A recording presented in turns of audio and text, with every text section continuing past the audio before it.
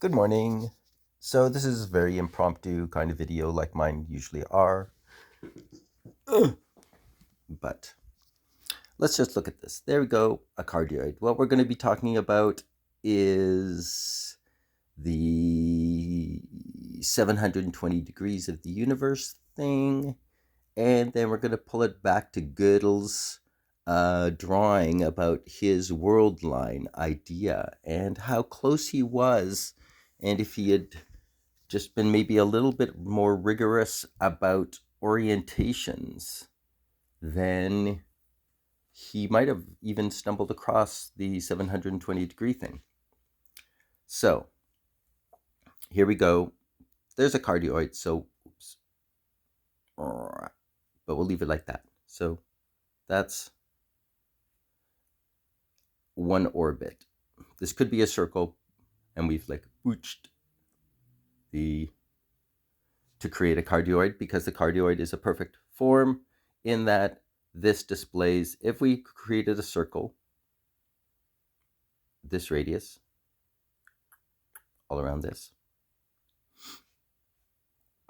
or that radius actually, all around this, that's the actual center point, all around that, we notice that this would actually display all possible tangent angles, because at this point, you're radial to the center point, and here, you're perpendicular to the center point. Right? So that displays all possible tangent angles. This is why I love the cardioid. Now this cardioid is actually like floating in space.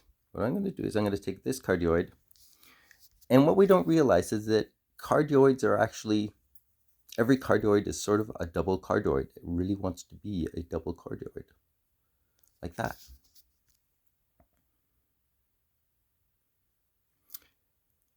(360 degrees).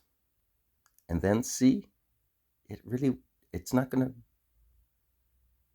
it wants to go through there and do a 720 degrees to close it off nicely.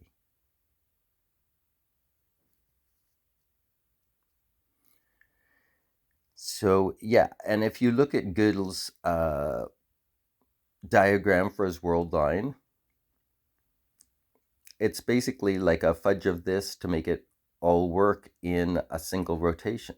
But we know, because matter antimatter, CP violation, that the universe really seems to be 720 degrees.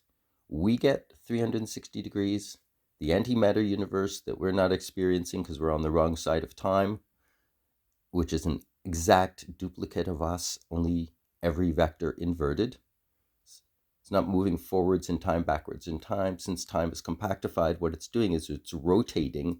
It's the phase inversion of us in time. So it's exactly us. There's not like people walking around backwards in time or something, or our history is going backwards because history is being eaten. The past gets destroyed to create the present. The present will be destroyed, or is being destroyed as we sit here, creating the future. It's like a constant unfolding. Now, what else did I want to show? Oh, yes. See, I knew this was going to be rambling. But there we go, and this is how it applies to CP violation too. So let's imagine blue is convergence. So that would be a positron. 360 degrees of convergence. And here in our world, we have 360 degrees, 180, 180. Think of it that way. Just for thinking's sake. So there we go. Where we have an electron, the antimatter universe has a positron. Where we have a one chirality, they have an inverse chirality.